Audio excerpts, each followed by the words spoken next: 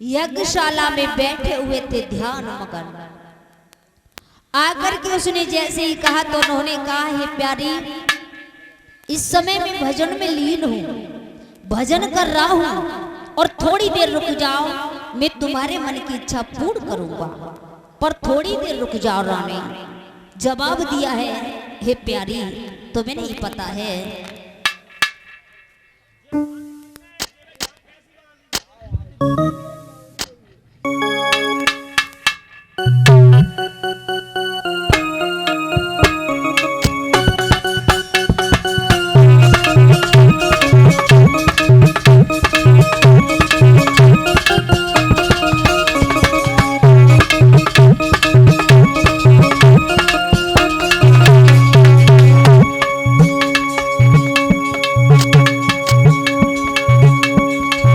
कश्यप जी अपनी पत्नी को समझाते हुए बोले, हे प्यारी, थोड़ी देर रुको रानी, करे पूरी आसे,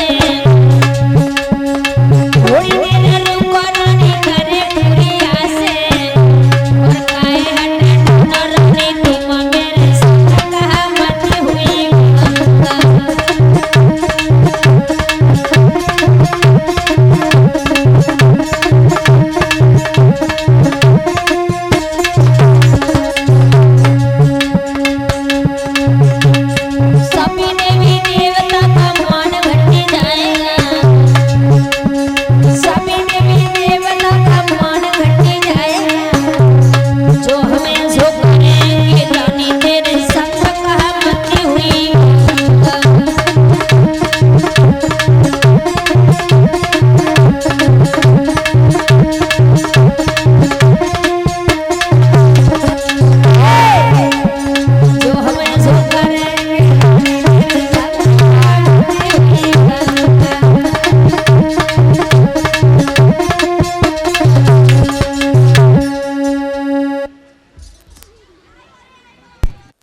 ये बचपन से ही ब्रह्मा जी का तप करने लगा, छोटा वाला। इसे वरदान मिला, और जब वरदान मिला है तो इससे सब डरने लगे हैं, बहुत परेशान होते हैं। लेकिन भगवान ने शूकर का रूप बना करके इसे मारा था। ये खबर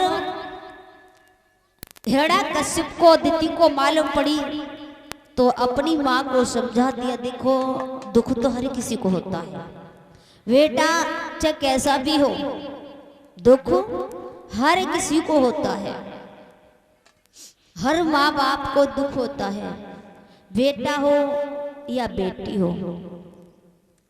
ध्यान रखना, जब दुख हुआ है तो इधर क्या देखा, हिरण्यकश्यप ने अपनी माँ को समझाया, मद्राचल घाटी में चला गया, वहां जाकर के तप किया है। ब्रह्मा जी आए, आकर के उन्होंने वरदान देने को कहा तो उसने ऐसा वरदान मांगा, देने की कोई संभावना नहीं, लेकिन फिर भी उन्होंने तथास्तु कह दिया। चला आया घर, इंद्र की मां के कुंडल कवच छीन लिए थे इसने, और ड्योढ़ी बजा दी है, कोई हरि का नाम नहीं लेगा। बड़ा हाहाकार होने लगा है भैया। उसके बाद में इसकी शादी हो गई थी कयाधु के साथ, और कयाधु से 4 बेटा पैदा हुए, सहलाद, अनुलहला, अहलाद और पहलाद। गुरु संडामृग को गुरु बना दिया, और जब संडामृग के पुत्र को गुरु बनाया है, एक बात कही कि मेरे बेटा के जिह्वा पर और मेरे दुश्मन का नाम ना आ जाए। हमेशा धोखा वही खाता है जो भगवान की तरफ से हट जाता है। पर ध्यान रखना भक्तों, हर कोई इंसान इतनी जल्दी भगवान से नहीं जुड़ता है। ध्यान रखना, इंसान से नजर हट जाए तो कोई बात नहीं, और भगवान की अगर नजर हट गई तो वो इंसान जो दुनिया में ठोकर खाता ही रहता है।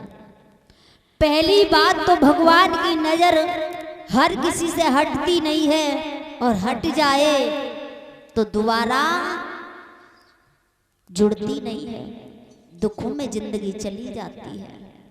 ज्यादा बुरे कर्म करोगे तो वो अपनी नजर फेर लेते हैं। इसलिए भगवान से कभी हटना नहीं चाहिए।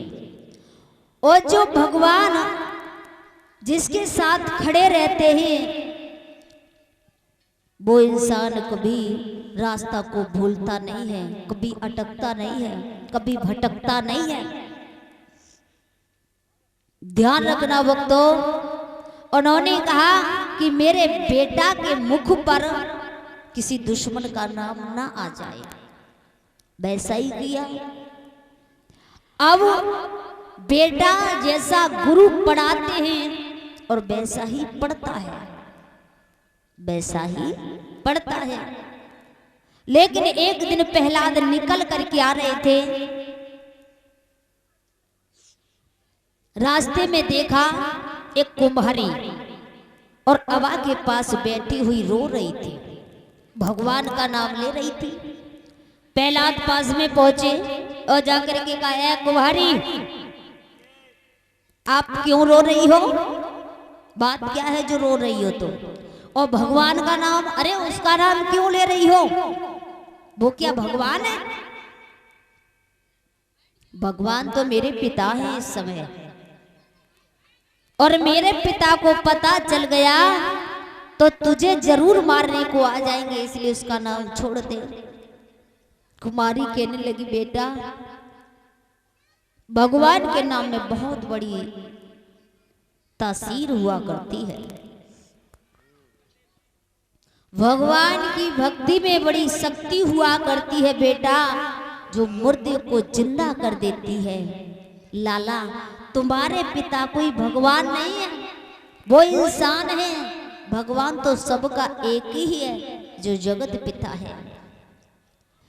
प्रहलाद कहने लगे, कोई बात नहीं है, ठीक है, सुबह आकर के देखता हूं, अगर वो जिंदा ना निकले बिल्ली के बच्चा तो मैं तुम्हें फांसी लगवा दूंगा।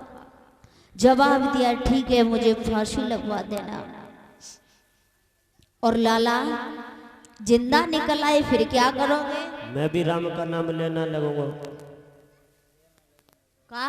मैं भी राम का नाम लूंगा, मैं राम का कीर्तन करूंगा, भजन करूंगा। ठीक है बेटा, जैसे ही कहा है प्रहलाद वहां से चले गए और भोर होते ही आ गए हैं। कुम्हारी के पास आए, कुम्हारी से आवाज लगाई, कुम्हारी अब आंख को खोलो।